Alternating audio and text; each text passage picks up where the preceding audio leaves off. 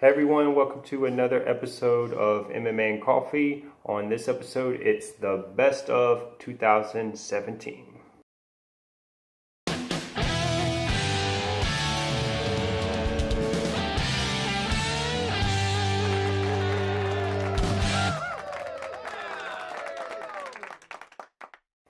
All right, so the first award we're going to give is... Our fictional award show. Yeah. Okay, so... There's no awards, actual awards. Yeah, so first award would be Comeback Fighter. Yeah, and this is pretty unanimous across the board. I mean, I'm going to be honest, I can't even think of anyone else. Yeah, it's pretty GSP. Yeah. It's GSP. He's been out for years and he comes back and he wins the belt. At a weight, becomes one of the only champions to be a multi-weight champion. Yeah. With the fourth now? Fourth guy to do it. So yeah. That's, nothing else is even close. And the fact that some people said he didn't look good. In my opinion, he did. He looked pretty good at middleweight. I mean, the first round he looked really good. I think for someone that's been out for as long as he's been out, I thought he looked fine. I thought he looked great the first round, and then he kind of showed signs of slowing down. But then he hit his second win and finished the fight. That's the one thing people gave him crap for, is never finishing a fight. Yeah, and he got to finish. He got to finish. So against Bisping. So that was Comeback Fighter. All right. So next award, Upset. Dude, talk about an upset. Dude, the worst thing the UFC can do is start calling you the greatest ever, because you're cursed. Yeah, if you're called the greatest, just assume you're about to lose, and no one's going to ever call you the greatest ever again. They're going to forget about you, because that's what happens. I mean, if they say you're the pound for pound best or the greatest of all time, you're losing your next fight. That's Mighty Mouse better look out. Yeah, because what happens is a lot of these fighters, I've noticed, it kind of goes to their head. They start believing the hype. They don't think they can lose, and then that's when you're most vulnerable to lose.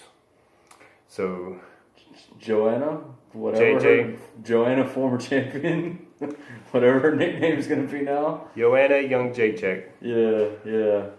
Loses to Rose Namajunas. Looking back on this, it isn't so much of an upset in the fact that... Style-wise, I thought that it was going to be a pretty close fight. Right. Well, it's just the reason why we're saying it's an upset is because JJ's long winning streak. Yeah. And she was undefeated in the UFC.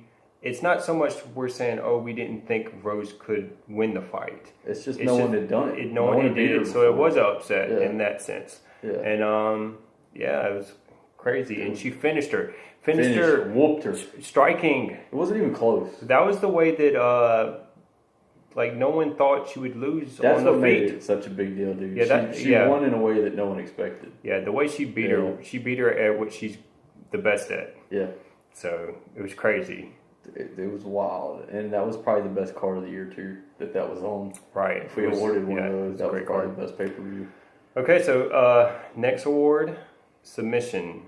There's a little bit of argument here. Because if you're looking for technical or you're looking for just flashy, or popular, big name, the one that comes to mind for everyone is the Mighty Mouse. Yeah, because armbar. He went from a suplex into an armbar, and he's the world champion. And he broke the record. And he was breaking Anderson Silva's record. On the title defense. So just for the moment, that's why we're going to give the award to Mighty Mouse. There was other runner-ups. Our runner-up, yeah. Yeah, so our runner-up was Brett Johns versus Joe Soto. Did a calf splicer. Slicer? Calf slicer. Slicer. Splicer sounds even nasty. Yeah, it does. Regardless, it's nasty. It's nasty. To me, that was a submission we feel like at least mentioning, just because it's rare. Yeah. You don't see it. It's nasty. And the reason I feel like people aren't even mentioning it is just because Brett Johns isn't a big name. Yeah. So if he was popular, I think more people would have gave that submission credit. So the craziest thing about it is that it's so rare. Is it don't even really seem that complicated. It's basically no one even goes for it, and no one goes for it. Yeah, so Soto went for a single leg and he turned it into Look up the footage, it's wild. Yeah, it's a crazy submission. Look up the footage. Okay, so next is the knockout of the year. Everyone's favorite thing, the knockout. Okay, so in our opinion, it was really just down to two. Yeah. Did you want Edson Barbosa's flying knee, which was crazy, against Beneil Darius, or Francis Ngannou against Overeem? To me, I'm going with Ngannou, just because like flying knee is crazy. We've seen it before. It is rare. It was crazy, but I mean, like I have seen a flying knee before. Like Aldo's done it. We've seen it from a few other fighters here and there. Just the sheer violence of Overeem's head going backwards and then hitting him on the mat. Like, it was just the most brutal. Like, to me, a KO is brutal. Yeah, it was the most brutal thing I saw all year. This one was just, like, Barbosa's was flashy. Yeah. And it was, like, out of nowhere fast, but Ngannou's was just... It was scary. It was scary. Like the way his head went back, and then he hit him again. I saw his soul leave his body out of his mouth. It was scary. Like, in the fact that it's heavyweight, though. We're talking about, like... Yeah. The baddest men on the planet. Like he's getting a title shot, and it's going to be crazy. Okay. Yeah. So we're moving to fight of the year. Now there was a couple good fights. There's several good fights we could mention. It depends on really kind of your opinion of a good fight, because I mean everything's subjective, obviously, but I feel like this is the most subjective. Because what do you like? A brawl? Do you like a technical fight? Do you like the ground game? Do you like stand-up? Do you like it everywhere? Well, not only that, I think some of it, too, is how much do you care about the people fighting. Right. So, for me, I'm picking Cody versus TJ, all the bad blood. I think I'm going to agree with you on that being the fight of the year, because, like, you're talking about, like, it being a big fight, it being something that really matters, because the winner of that fight's kind of set up to... Like, they're set up for greatness at this point. You know what I mean? Yeah, I mean, we might have the TJ against Mighty Mouse. Yeah. I put that one just number one. There was other runner-ups. There was... like, it did go the distance, but I don't feel like Fight of the Year should have to go the distance. No. So, runner-up was, like, Michael Johnson against Justin Gaethje. And it was a wild fight. That was a crazy fight. I just put Cody and TJ because of the build-up. We had to watch The Ultimate Fighter, all the trash talk, all the back and forth. All the bad blood. If you followed all the alpha male, like beef. all that beef with and then with Cruz and Connor, they're all in it, and all that stuff that's going on with those lower weight classes. Not just that. Just everything together. It was just like the end. It was like it's like the end of a chapter to a story that had a lot of build up. Not just that. The best thing we got from the fight is the picture of TJ just screaming. Yeah, all that adrenaline, Cody all of it came after out. the finish. Yeah. Like just years of build up, man. Really. To me, that was fight of the year. And all right, so the final award we're giving is fighter. This is the big one, right? This is the fighter. Now I can tell you, we'll do runner up here. Our runner up was Max Holloway. A lot of people picked Holloway, and I get it. He won the featherweight belt and he defended it.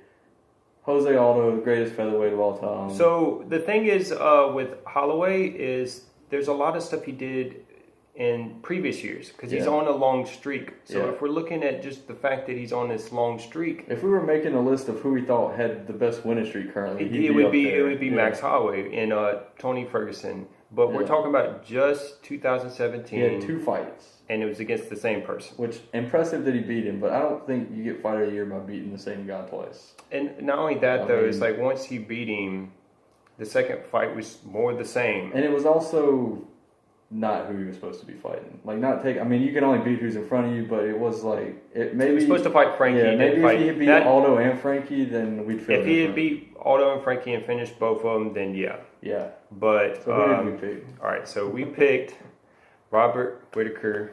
Yeah. Bobby Knuckles. The true middleweight champion. Right. Officially, we're about to find out with him and Rockhold, but I pick him just because he went against Jacare and Romero, both fights. I don't think he was the favorite. No. And just the fact that he came from welterweight and he went to middleweight, beat those two guys. He really. I'm not taking anything away from Bisping because he won the belt fair and square. But his fight against an old Hendo in his last fight and a comeback fight against GSP was not as rough as Romero and Jacare back to back. Like that's just. And, it's true. Those fights in a row were not as tough as Whitaker's fights he's won. I was impressed, and just the fact, like I said, we're talking about someone who he had a decent run in welterweight, Yeah. but for him to come in middleweight and be on the run he is, to get the interim belt, Shows he was cutting too much weight. like, to me, Really. I just think that's the fighter of the year. He Yeah. can't. So, And hopefully he'll back it up. And a little preview, I'm going to pick him to beat Rocco. hope so. Actually, the one thing I like too about Wicker, he doesn't talk trash. Yeah. So he's not even giving you reasons not to like him. So to me, how can you not root for him? He's got an exciting style. He's a good guy. To me, it's well deserved. And I think because he doesn't talk trash, that's why a lot of people aren't talking about him, or they're talking about other fighters before him. It really I think would have helped his profile if GSP would have stuck around to fight. But I mean, it is what it is. You know. Anyways, that's what we thought about the year. What'd you think? Let us know in the comments below, and we'll see y'all next time.